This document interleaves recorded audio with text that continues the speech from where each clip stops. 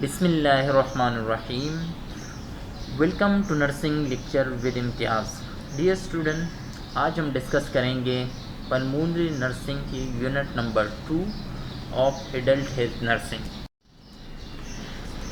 सबसे पहले नमूनिया की बात करते हैं। नमूनिया हम किसको कहते हैं? लोअर रेस्पिरेटरी ट्रैक इन्फेक्शन को that cause inflammation of the alveoli and alveolar sacs, यानी लोअर रेस्पिरेटरी ट्रैक इन्फेक्शन जिसकी वजह से एल्वेलाई के सेक्स के अंदर इन्फ्लेमेशन हो जाए, उसको हम नाम देते हैं नमूनिया।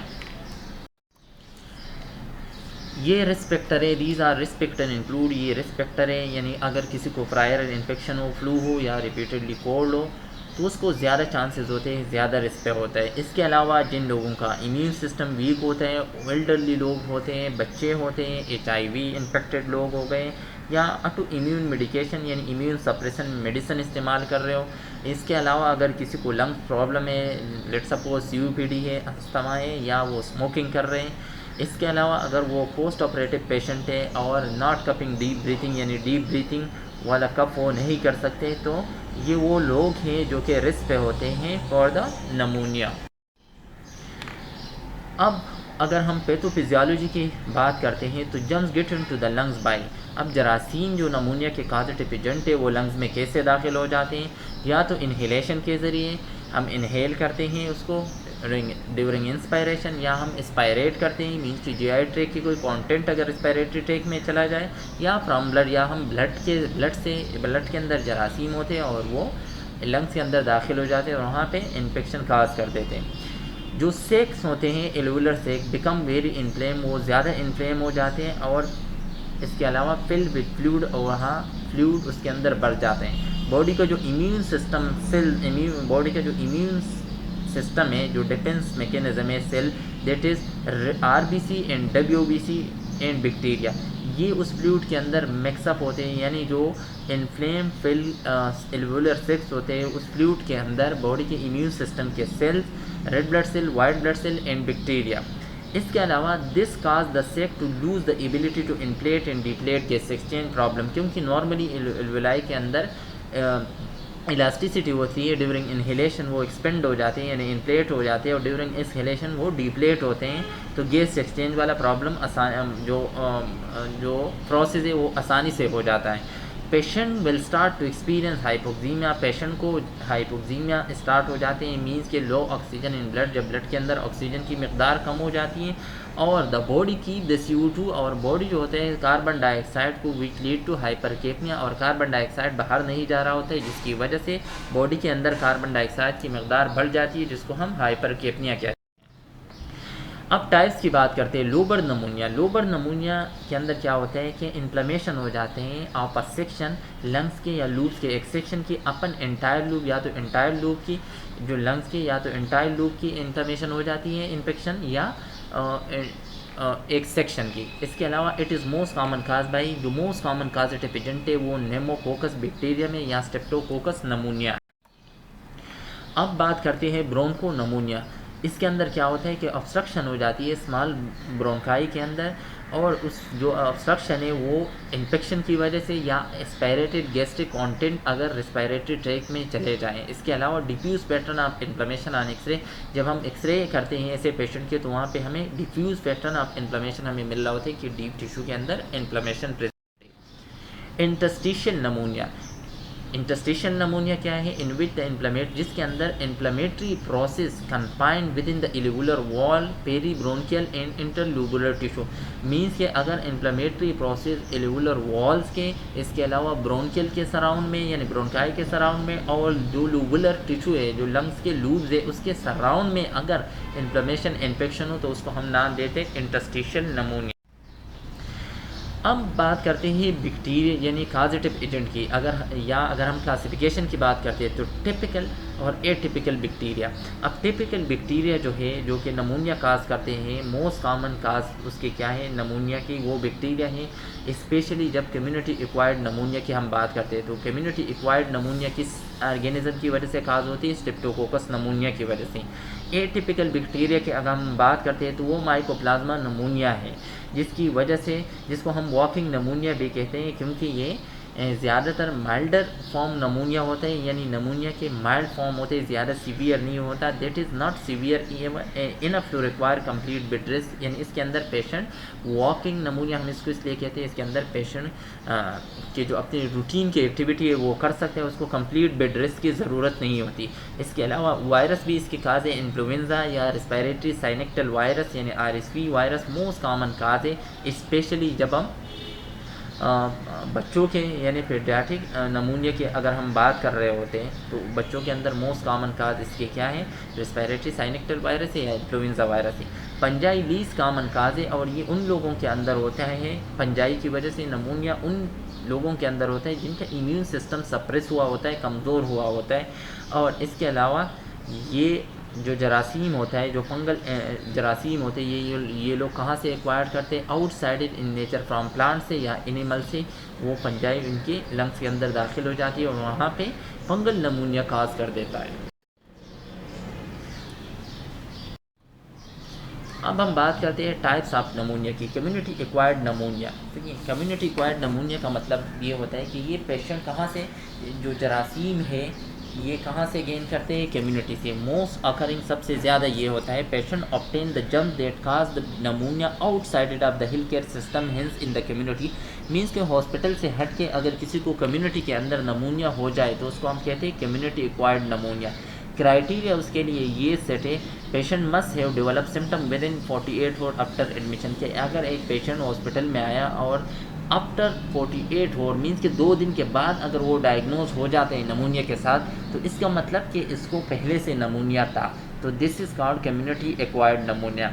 हॉस्पिटल एक्वायर्ड नमूनिया की बात करते हैं, patient who are on mechanical ventilation it major risk. जो पेशेंट वेंटिलेटर पे होते हैं वो ज़्यादा रिस्क पे होते हैं। It is hard to treat because the bacteria tend to be resistant to antibiotic and more likely a bacteria cause. और ये ज़्यादातर बहुत हार्ड होता है इसको ट्रीट करना, क्योंकि बैक्टीरिया जो होता है, जो हॉस्पिटल एक्वायर्ड नमूनिया के अंदर जो बैक्टीरिया नमूनिया काज करते हैं वो मल्टी ड्रग रेजिस्टेंट बन जाता है, क्योंकि उसके अंडरलाइंग काज बैक्टीरिया होता है। क्राइटेरिया उसके लिए क्या है, patient must have develop 48-72 hour after admission. Means के पेशेंट अगर हॉस्पिटल के अंदर है और उसने या वेंटिलेटर पे है और उसने साइन एंड सिम्टम 48 से लेके 72 आवर तक आफ्टर एडमिशन अगर उसने उसके अंदर नमूनिया डायग्नोज हुआ, तो इसका मतलब कि ये हॉस्पिटल एक्वायर्ड नमूनिया है। अब डायग्नोज की बात करते हैं। जब डायग्नोज के लिए हम चेस्ट एक्सरे करते हैं, स्पूटम कल्चर करते हैं, और इसके अलावा जब हम उसके आर्टीरियल ब्लड गैसेज यानी EBGs चेक करते हैं तो उसके अंदर हमें carbon dioxide more than 45 millimetre of mercury मिलता है। इसके अलावा इन्फेक्शन डिजीज़ है तो increase WBC white blood cell हमें इंक्रीज़ मिलते हैं। और अनयूजुअल ब्रीथ साउंड मीन्स कि हमें एबनॉर्मल ब्रीथ साउंड मिलते हैं, क्वार्स क्रिकल साउंड। इसके अलावा रोंकाई bronchial in the peripheral lung speed this represent lung consolidation. अगर लंग्स के अंदर कंसोलिडेशन प्रेजेंट है तो इसका मतलब है कि हमें पेरिफेरी के जो लंग स्पीड है वहाँ पे हमें ब्रोंकियल साउंड मिल रहा होता है। साइन एंड सिम्टम की बात करते हैं नमूनिया की। इसके अंदर प्रोडक्टिव कफ होता है, यानी कफ के अंदर ज़्यादातर म्यूकस आ रहा होता है, यानी बलगम आ रहे होते हैं। फ्लोरेटिक पेन होता है पेशेंट को जब वो कपिंग कर रहा होता है या जब वो सांस ले रहा होता है। इसके अलावा mild to high grade fever होता है पेशेंट को। Bacteria cause produce highest fever, अगर बैक्टीरियल काज है तो हाईएस्ट फीवर होता है, और वो कितना हाईएस्ट फीवर होता है, ग्रेटर देन 104 फ़ारेनहाइट। इसके अलावा ऑक्सीजन की सेचुरेशन वो डिक्रीज़ हुई होती है, और वो हम चाह रहे होते हैं कि मोर देन 90% हो। विल नीड सप्लीमेंट्री ऑक्सीजन, इस पेशेंट को सप्लीमेंट्री ऑक्सीजन की नीड होती है। नोजिया इन वॉमिटिंग इस पेशेंट को होती है। इसके अलावा हार्ट रेट इंक्रीज़ होता है और रेस्पिरेटरी रेट भी इंक्रीज़ होते हैं, यानी टिकेपनिक होते हैं। इसके अलावा itching all over the joints pain, इसके अलावा इस पेशेंट को जॉइंट्स के अंदर पेन होता है। Activity intolerance with shortness of breath, ये एक्टिविटी बर्दाश्त नहीं कर सकता है। मीन्स के इसको अगर ये थोड़ा भी बहुत एफर्ट्स करता है, वॉक करता है, तो इसको डिफ़िकल्टी इन ब्रीथिंग स्टार्ट हो जाती है, तो इस वजह से ये एक्टिविटी इंटॉलरेंस के भी शिकार होते हैं। क्या नर्सिंग इंटरवेंशन लेंगे नमूनिया के पेशेंट के लिए? मोस्ट इम्पॉर्टेंट, हम रिस्पायरेटरी सिस्टम को मॉनिटर करेंगे, लंग साउंड को सुनेंगे, रिस्पायरेटरी रेट को, इसके अलावा वाइटल साइन को मॉनिटर करेंगे, ऑक्सीजन सिचुएशन, और मेन गोल होगा कि मोर देन 95% हो। एबीजीज अगर एडवाइस की हो, इसके अलावा हम स्पूटम कलेक्ट करेंगे फॉर द कल्चर, सक्शन करेंगे अगर नीड हो। इसके अलावा पेशेंट को इनकोरेज करेंगे कि वो स्पायरोमीटर के ज़रिए डीप ब्रीथिंग एक्सरसाइज करे। इसके अलावा डीप कपिंग और डीप ब्रीथिंग एक्सरसाइज ये मस्ट होता है। इसके अलावा फ्लूइड एडवाइस करेंगे 2 से लेके 3 लीटर तक, अगर अनलेस फ्लूइड की कोई रिस्ट्रिक्शन ना हो। लेट सपोज़ के पेशेंट अगर हार्ट फेलियर में है या किडनी फेलियर में है तो हम उस पेशेंट के अंदर फ्लूइड बड़ी एहतियात से इस्तेमाल कर रहे होते हैं। अदरवाइज़ अगर कोई रिस्ट्रिक्शन ना हो तो 2 to 3 लीटर पर डे ये हम पेशेंट को एडवाइस करते हैं। इसके अलावा फीवर की वजह से डिहाइड्रेशन होती है, loose water through the breathing तकरीबन कितना होता है जब हम ब्रीथिंग कर रहे होते हैं तो पर डे 300 ml से लेके 400 ml तक जो वाटर है वो ब्रीथिंग के अंदर लॉस हो जाता है। इसके अलावा फीवर की वजह से डिहाइड्रेशन होती है तो इस वजह से हम उसको फ्लूइड एडवाइस करते हैं। एजुकेशन देते हैं प्रिवेंशन के लिए, अप टू डेट वैक्सीन के बारे में उसको बताते हैं कि Pneumovax every 5 year for patient 65 year, यानी हम ये एजुकेशन देंगे कि जो 65 ईयर प्लस है वो हर 5 साल के बाद निमोवैक्स यानी नमूनिया के लिए वैक्सीन लगाएं। इसके अलावा अगर किसी की उम्र 19 साल से लेकर 64 ईयर तक है तो वो ज़्यादा रिस्क पे है और उसको इनवली फ्लू की शॉट यानी फ्लू वैक्सीन लगानी चाहिए। एजुकेशन देंगे अगर वो स्मोकिंग करते हैं तो स्मोकिंग को स्टॉप करवाना है। इसके अलावा जो लोग ज़्यादा सिक होते हैं उनको अवॉइड करते हैं और हैंड वाशिंग हम उन पेशेंट को एडवाइस करते हैं कि फ्रीक्वेंटली हैंड वॉश करने हैं। Keeping head of the bed elevated, patient के जो हेड साइड है वो हम एलिवेटेड रखेंगे यानी more than 30 degree. For immobile patient, अगर पेशेंट इमोबाइल है टू प्रिवेंट एस्पायरेशन, ताकि एस्पायरेशन से हमने अगर उसको बचाना है specially while eating and after meal along with frequent turning, तो हमने पेशेंट को यानी सिम फॉलर पोजीशन प्रोवाइड करना है स्पेशली जब वो कुछ खा रहा हो या कुछ पी रहा हो ड्यूरिंग मील, ताकि इंस्पायरेशन पेशेंट को ना हो। क्योंकि अगर लंग्स के अंदर नमूनिया है, इन्फेक्शन है और उसके ऊपर अगर पेशेंट इंस्पायरेट कर जाए तो बीमारी मज़ीद ख़राब होती है। कम्प्लिकेशन ऑफ नमूनिया की बात करते हैं तो फाइब्रोसिस हो जाती है। फाइब्रोसिस हम कहते हैं स्कारिंग हो जाती है एल्वेलर वॉल के ऊपर और वो थिक हो जाते हैं और बिकम स्टेप यानी वो स्टेप हो जाते हैं यानी एबनॉर्मल टिश्यू रिप्लेसमेंट हो जाती है, उसको हम कहते हैं कि ये फाइब्रोसिस है। ब्रोंकाइटिस हो सकता है, ब्रोंकाई के अंदर इन्फ्लेमेशन हो सकता है। लंग्स के अंदर पस की एकोमुलेशन होती है एक लंग्स के अंदर या दोनों लंग्स के अंदर।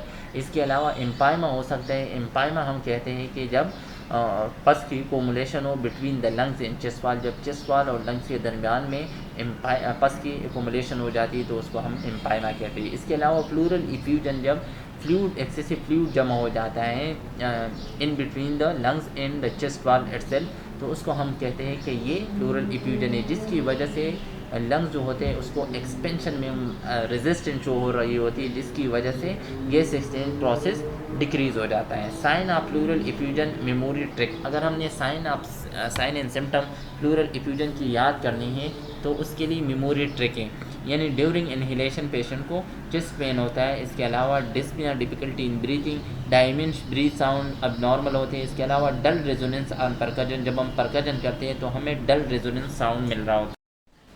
अब प्लोरेसी की बात करते हैं। प्लोरेसी हम किसको कहते हैं? Inflammation of the pleural membrane that occur is a complication of various lung disease like नमूनिया and tuberculosis, यानी अगर नमूनिया या ट्यूबरक्लोसिस की कॉम्प्लिकेशन की वजह से अगर प्लूरल मेम्ब्रेन के अंदर इन्फ्लेमेशन हो जाए तो उसको हम कहते हैं प्लोरेसी। इसके अलावा कि ये किसी इंजरी या कैंसर या ट्यूमर की वजह से भी हो सकता है। प्लूरेसी एक्सट्रीमली पेनफुल होता है, ये ज़्यादा पेन कर रहा होता है, शार्प पेन होता है, स्टबिंग चुभने वाली पेन होती है और ड्यूरिंग इंस्पायरेशन ज़्यादा होती है। पेन जो होता है ये कहाँ से स्टार्ट होता है? ये from excessive or insufficient pleural fluid, जो प्लूरल फ्लूइड मकदार में ज़्यादा हो जाए या कम हो जाए या पस या ब्लड वहाँ पे इंटर हो जाए लंग्स के अंदर। It is treated with antibiotic, ये हम एंटीबायोटिक से ट्रीट करते हैं, हीट एप्लीकेशन से, और इसके अलावा पेशेंट को हम बेड रेस्ट करते हैं।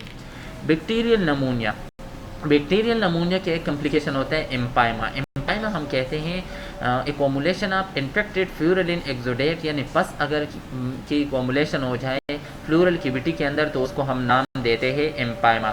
ये मोस्ट कॉमन कॉम्प्लिकेशन होते हैं अगर पेशेंट को स्ट्रेप्टोकोकस नमूनिया जो बैक्टीरिया है उसकी वजह से अगर पेशेंट को इन्फेक्शन हो। इसके अलावा स्ट्रेप्टोकोकस नमूनिया जो होते हैं वो रिक्वायर्ड थोरासिंथेसिस, उसके अंदर हम थोरासिंथेसिस करवा रहे होते हैं क्योंकि वो पस प्रोड्यूस कर रहा होता है और थोरासिंथेसिस ऐसे प्रोसीजर होते हैं जिसके अंदर हम थोरेसिक कैविटी से पस को ड्रेन करते हैं या एस्पायरेट करते हैं, निकालते हैं।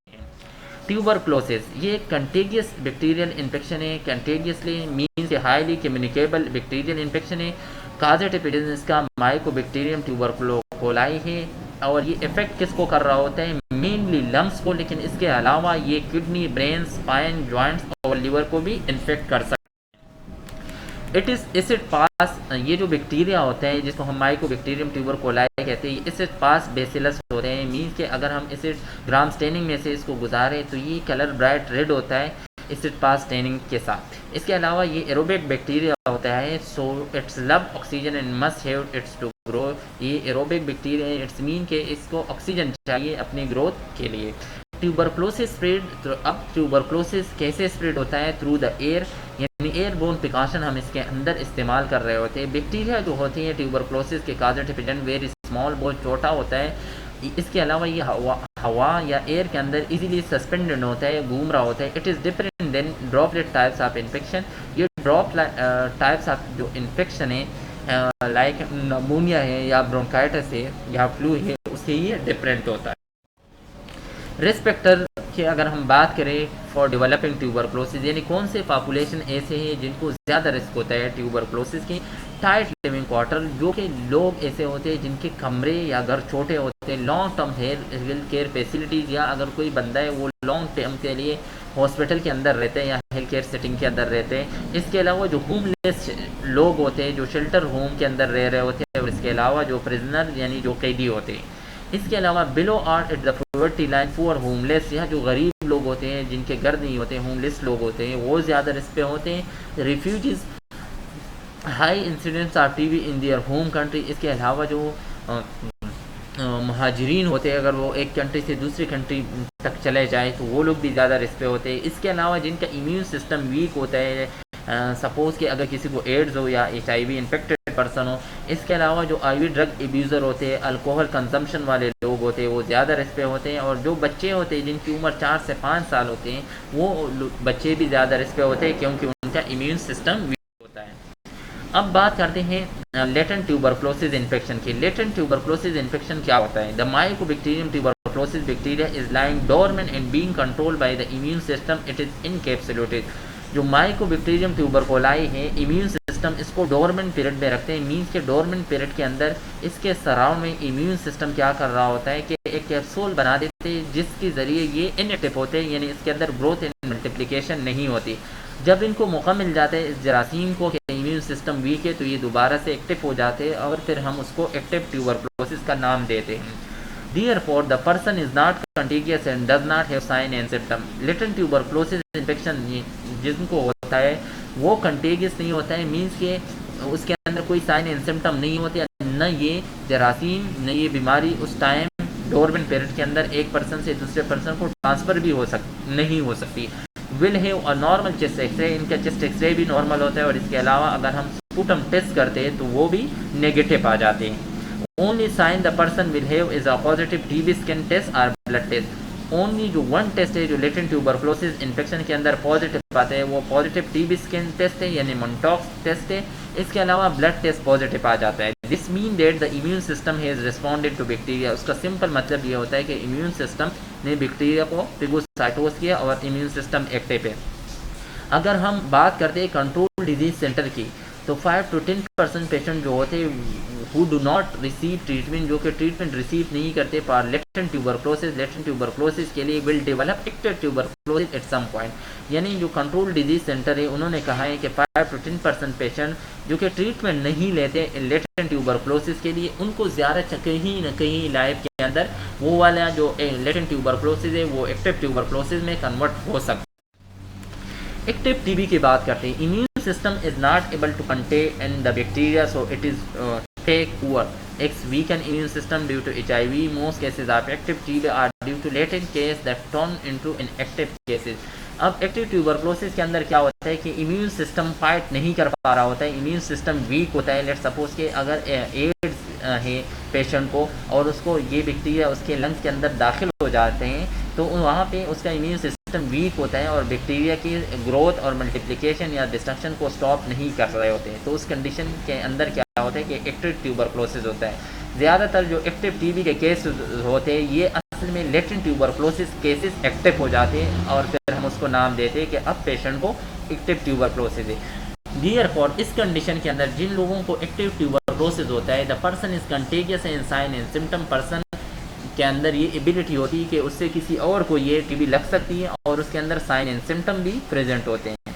पॉजिटिव फॉरिफाइड प्रोटीन यानी जो हम ब्लड स्किन के टेस्ट करते हैं जिसको हम मिंटॉक टेस्ट कहते हैं, या पॉजिटिव फ्लोरिफाइड प्रोटीन डेरिवेटिव्स टेस्ट जिसको हम बोलते हैं, वो इनका पॉजिटिव आ जाता है। ब्लड टेस्ट भी इनका पॉजिटिव होता है, लेकिन एबनॉर्मल चेस्ट एक्सरे भी हमें इनके अंदर मिलता है और स्पूटम कल्चर जो ए बी हम करते हैं स्पूटम के अंदर वो भी पॉजिटिव आ जाता है।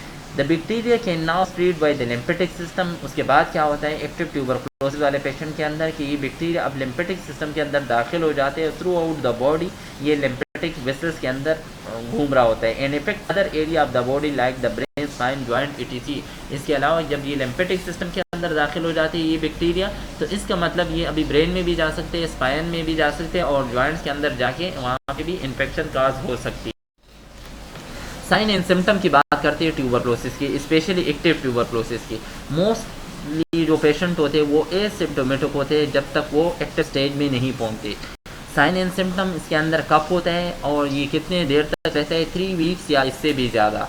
कपिंग द ब्लड जिसको हम हेमोप्टेसिस कहते हैं, इसके अलावा बुखार होता है, नाइट में पसीने आती है, इसके अलावा फटीग, थकावट, अनइंटेंशनल वेट लॉस, ना चाहते हुए भी इनका वज़न कम हो जाते हैं, इसके अलावा चिल्स, एपेटाइट डिक्रीज़ हो जाती है, इसके अलावा इस पेशेंट को चेस्ट पेन और पेन स्पेशली ब्रीथिंग या जब कपिंग कर रहा होता है पेशेंट तो उस टाइम इसको chest pain.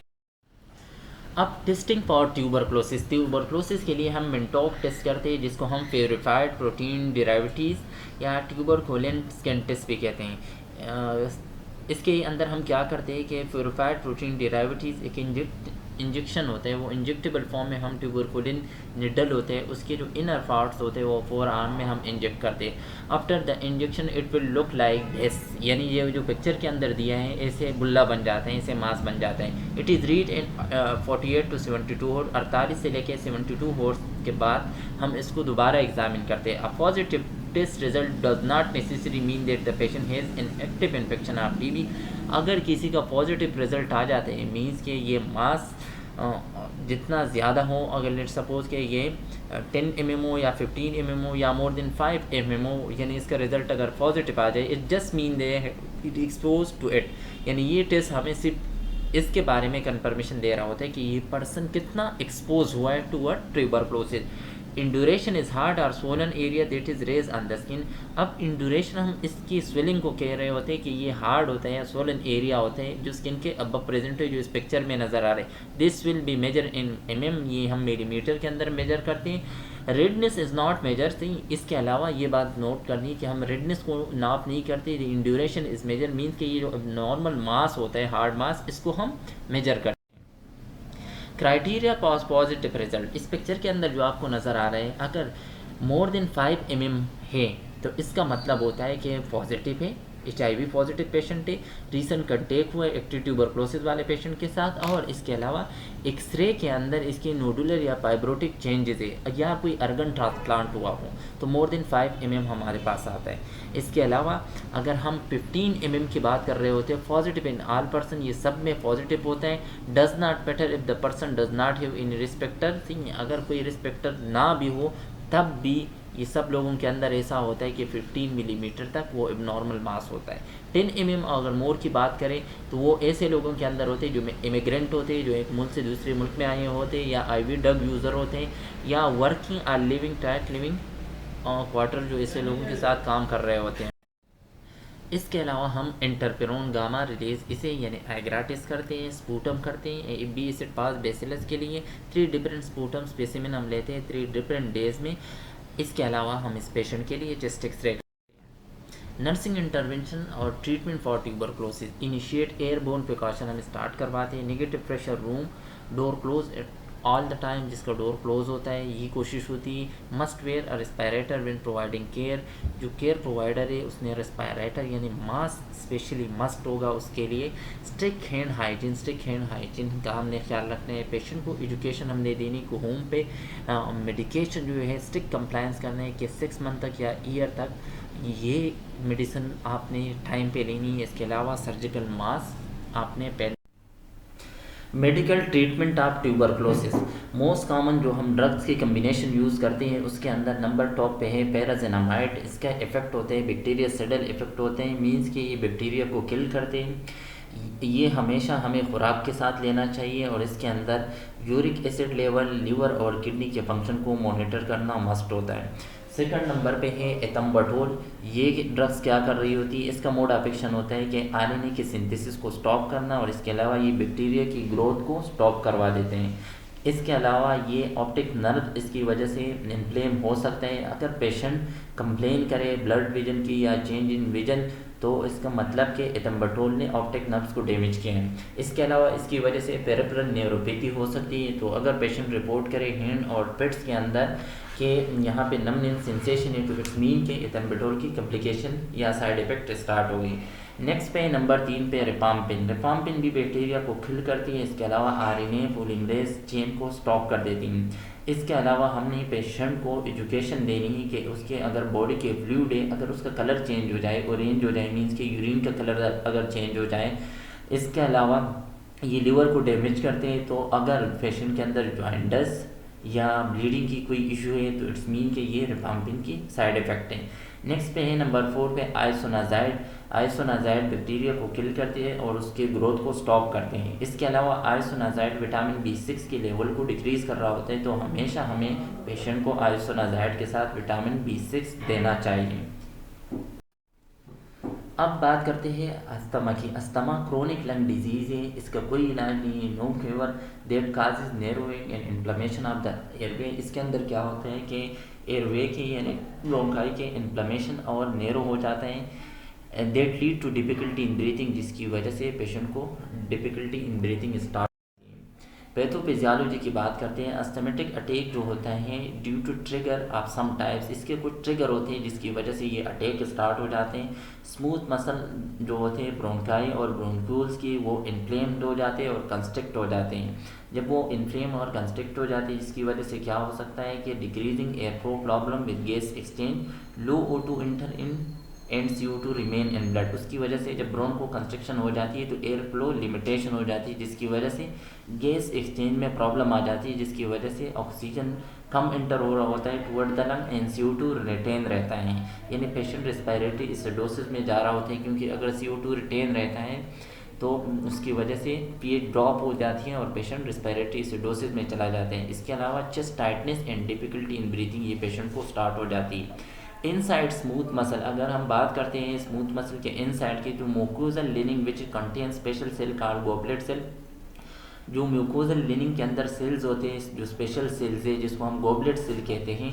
The mucosa become very inflame and goblet cell due to inflammatory response produce excessive amount of mucus. इस गॉबलेट सेल का काम होता है म्यूकस की प्रोडक्शन करना। जब ये गॉबलेट सेल के अंदर इन्फ्लेमेशन हो जाता है तो वो एक्सेसिव म्यूकस प्रोड्यूस कर रहा होता है जिसकी वजह से lead to further decrease in air flow, जिसकी वजह से एयर फ्लो की फर्दर लिमिटेशन हो जाती है।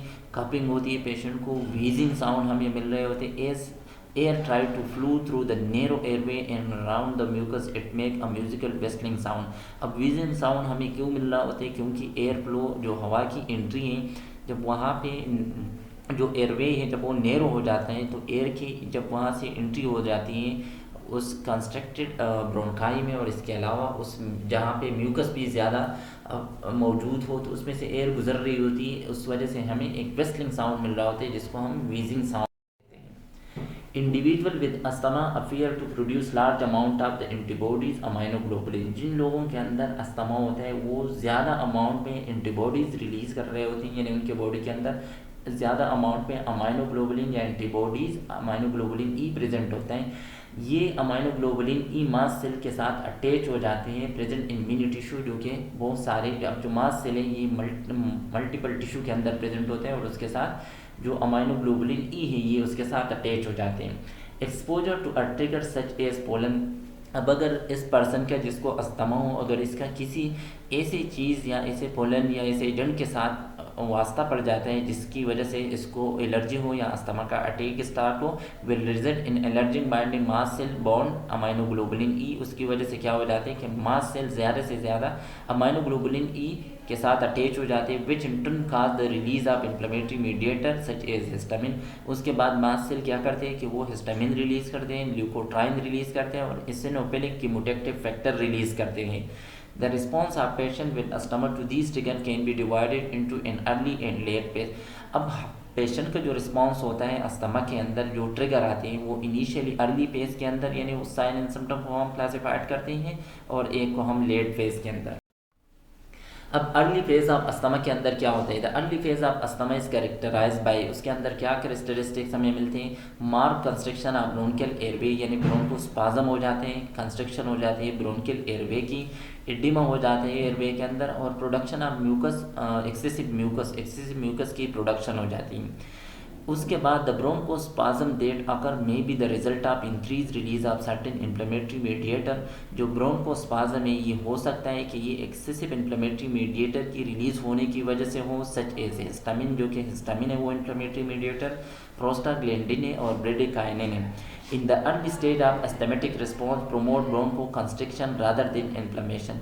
अर्ली स्टेज के अंदर क्या होता है कि हमारी कोशिश होती है कि हम ब्रोंको कंस्ट्रिक्शन को प्रोमोट कर दें, मीन के ब्रोंको कंस्ट्रिक्शन यानी हम ब्रोंकाई को डायलेट कर दें रेदर देन कि हम इन्फ्लेमेशन को प्रोमोट करें, इन्फ्लेमेशन को ट्रीट करें। Late phase of asthma, late phase की क्या कैरेक्टरिस्टिक होती है, the late phase of asthma can occur several hours after the initial onset of symptom and manifest mainly as inflammatory response. ये बात याद रखनी है कि जो लेट फेज है अस्थमा के वो कई घंटों के बाद स्टार्ट हो जाते हैं after initial onset of sign and symptom, और इसके अंदर मेन जो चेंजेस आ जाती है वो है इन्फ्लेमेटरी रिस्पॉन्स यानी इन्फ्लेमेशन हो जाता है। Primary mediator of inflammation during asthmatic response are the white blood cell eosinophil that stimulate mast cell degranulation and release substance that attack other white cell to the area। अब जो primary mediator होते हैं inflammation के अंदर वो इसिनोफिल्स होते हैं, वो इसिनोफिल्स क्या कर रहे होते हैं कि वो मास्ट सेल की डिग्रेनुलेशन कर रहे होते हैं, वो मास्ट सेल को स्टिमुलेट करते हैं और मास्ट सेल उसके बाद सब्सटेंस रिलीज़ करते हैं जिसकी वजह से दूसरे वाइट ब्लड सेल भी उस एरिया के अंदर आ जाते हैं। Subsequent infiltration of the airway tissue, उसके बाद क्या हो जाता है कि ये इन्फ्लेमेटरी मीडिएटर जब लोकल टिश्यू को डैमेज कर रहे होते हैं और इसके अलावा म्यूकस की प्रोडक्शन ज़्यादा हो रही होती है तो वहाँ पे इन्फिल्ट्रेशन वाला प्रोसेस हो जाता है एयरवे के अंदर। White blood cell such as neutrophil and lymphocyte also contribute to the overall inflammatory response of the late phase of asthma. इसके अलावा न्यूट्रोफिल्स भी और लिम्फोसाइट भी जो लेट फेज होता है अस्थमा का उसके अंदर जो इन्फ्लेमेशन होते हैं उसमें न्यूट्रोफिल और लिम्फोसाइट भी हिस्सा लेते हैं। काजेज इसके क्या है, एग्जिट काज इसके अननाउन है लेकिन जेनेटिकली और एनवायरमेंटल फैक्टर होते हैं। मींस के अगर जेनेटिकली किसी की फैमिली के अंदर है या मल्टीपल एनवायरमेंटल फैक्टर होते हैं अगर वो प्रेजेंट होते हैं तो लोग ज़्यादा रिस्क पे होते हैं। सर्टेन ट्रिगर होते हैं can lead to an asthmatic attack, multiple ऐसे हमारे पास ट्रिगर इवेंट्स या एजेंट्स मौजूद होते हैं जिसकी वजह से अस्थमा का अटैक स्टार्ट हो जाते हैं। इन्वायरमेंट की बात करते हैं कि इन्वायरमेंट के अंदर अगर कोई पर्सन है वो ज़्यादा एक्सपोज है toward smoke, pollen, pollution, perfume, dander, dust might, paste like cockroach, इसके अलावा कोल्ड एंड ड्राई एयर और मोड्स, ये सारे इन्वायरमेंट के अंदर अगर कोई पर्सन ज़्यादा एक्सपोज है तो वो ज़्यादा रिस्क पे होते हैं कि उसको अस्थमा का अटैक स्टार्ट हो सकता है। बॉडी इशू की अगर हम बात करें, अगर किसी को रेस्पिरेटरी इन्फेक्शन हो या जॉर्ड हो, हार्मोनल शिफ्ट हो, इसके अलावा एक्सरसाइज इंड्यूस अगर वो एक्सरसाइज कर रहा होता है तो वो वाले लोग ज़्यादा रिस्क पे हो सकते हैं कि उनको अस्थमा का अटैक स्टार्ट हो सकता है। इनटेक ऑफ सर्टेन सब्सटेंस, कुछ मेडिसिन या कुछ चीज़ें अगर हम ले लें तो उसकी वजह से भी अस्थमा का अटैक स्टार्ट हो जाता है। जैसे कि ड्रग की अगर हम बात करते हैं तो बीटा ब्लॉकर जो नॉन सेलेक्टिव होते हैं, मींस कि अगर हम किसी पेशेंट को दे रहे होते हैं उसके हार्ट रेट को कम करने के लिए और वो नॉन सेलेक्टिव हो, हार्ट रेट को कम करने के साथ साथ वो हमारे रिस्पायरेटरी एयरवे के अंदर वो क्या करते हैं कि वहाँ पे वो ब्रोंको कंस्ट्रक्शन करते हैं which leads to asthmatic attack. इसके अलावा non steroid anti inflammatory drug aspirin और इसके अलावा जो सल्फाइड्स मेडिसिन होती है उसकी वजह से भी अस्थमा का अटैक स्टार्ट हो। डायग्नोस्टिक टेस्ट की बात करते हैं। डायग्नोस्टिक टेस्ट के अंदर हम पल्मोनरी फंक्शन टेस्ट करते हैं। स्पायरोमीटर वो मेजर कर रहा होता है कि एयर फ्लो के अंदर कितनी ऑब्स्ट्रक्शन आई है। इसके अलावा peak expiratory flow monitor the effectiveness of asthma management. ये टेस्ट हमें बता रहा होता है कि अस्थमा की मैनेजमेंट कितनी इफेक्टिव हो रही है। Chest x ray may be done to rule out the respiratory condition. Chest x ray जब हम करते हैं तो इस पेशेंट के ज़्यादातर चेस्ट एक्सरे हमें नॉर्मल मिल रहा होता है, लेकिन उसके अंदर अगर दूसरे रिस्पायरेटरी प्रॉब्लम है जिसकी वजह से पेशेंट को अस्थमा का अटैक स्टार्ट हो जाते हैं तो वो फाइंड आउट हो। पल्मोनरी फंक्शन टेस्ट की बात करते हैं। डायग्नोस्टिक टेस्ट है जिसके अंदर लंग्स के फंक्शन को हम असेस करते हैं और इसके अलावा जो वॉल्यूम है जो लंग्स के अंदर ड्यूरिंग ब्रीथिंग अंदर आ रही है और ड्यूरिंग एक्सहेलेशन बाहर जा रही होती है उस वॉल्यूम को हम उसके अंदर मेजर करते हैं।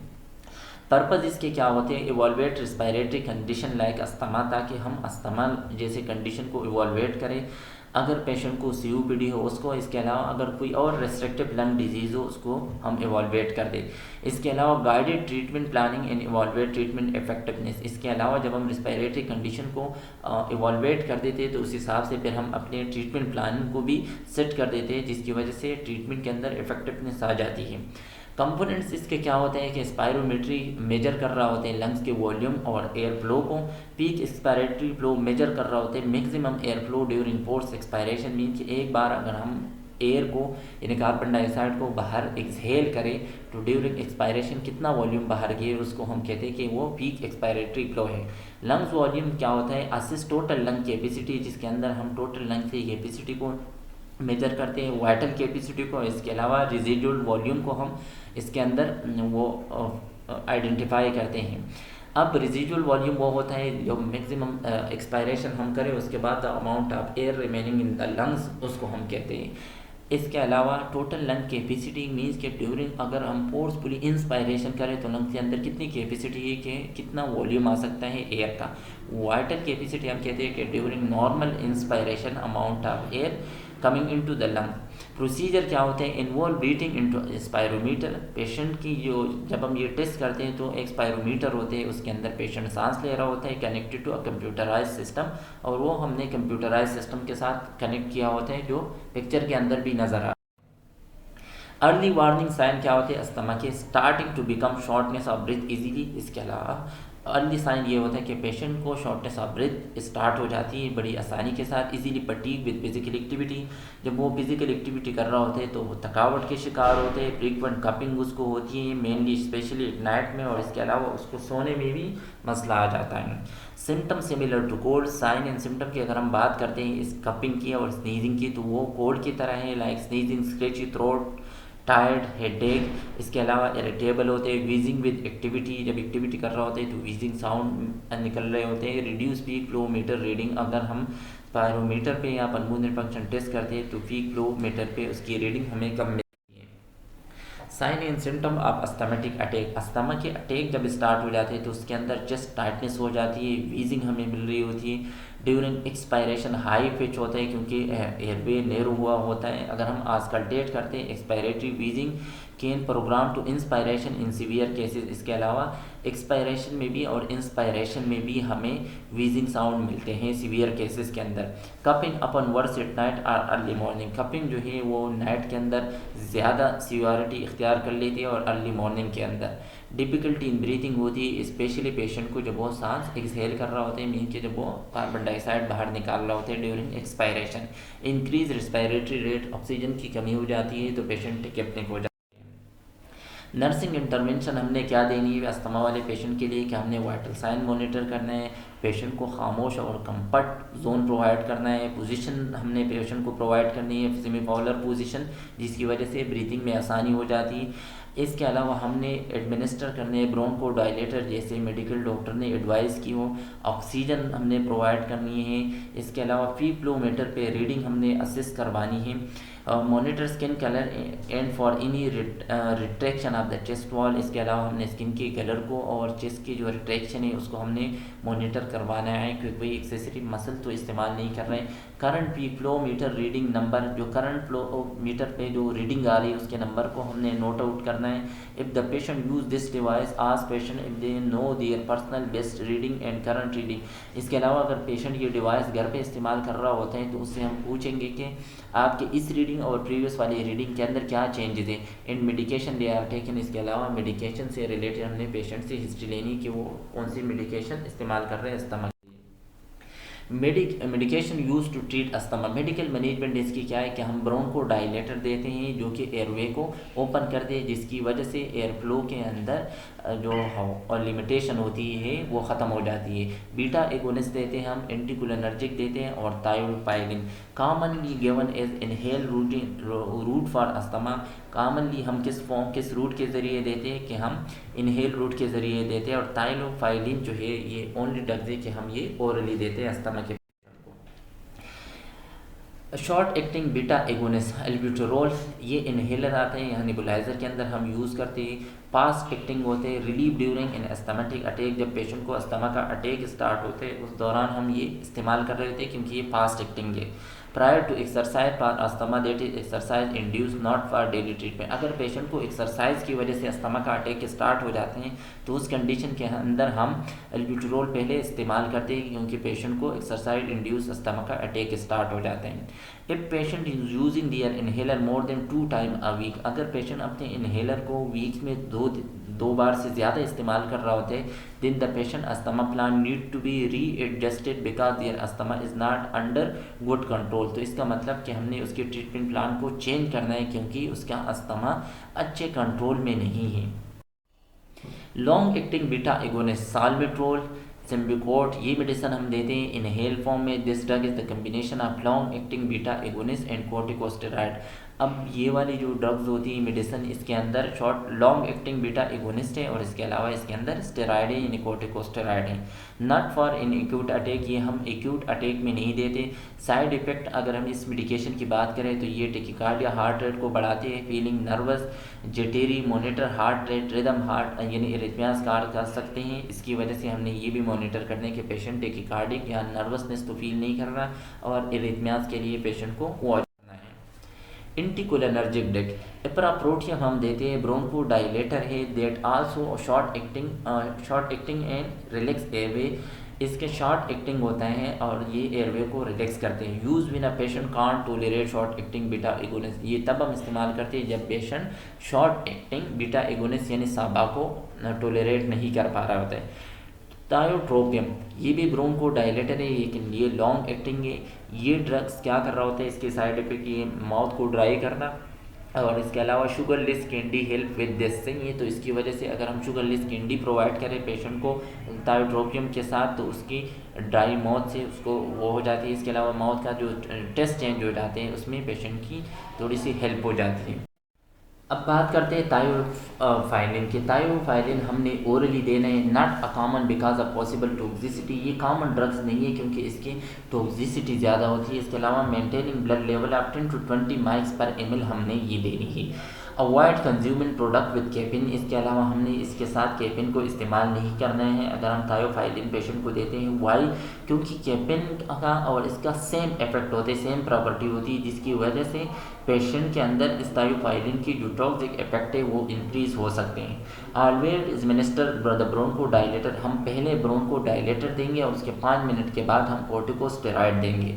If not responding to treatment, अगर पेशेंट इस ट्रीटमेंट को रिस्पॉन्स नहीं कर रहे होते हैं तो मे नीड इंटूबेशन और हम उसके बाद पेशेंट को इंटूबेट करते हैं और मैकेनिकल वेंटिलेशन पे यानी वेंटिलेटर करते हैं। इसके अलावा हम एंटी इन्फ्लेमेटरी ड्रग्स भी देते हैं जिसकी वजह से स्वेलिंग और म्यूकस की प्रोडक्शन कम हो जाती है।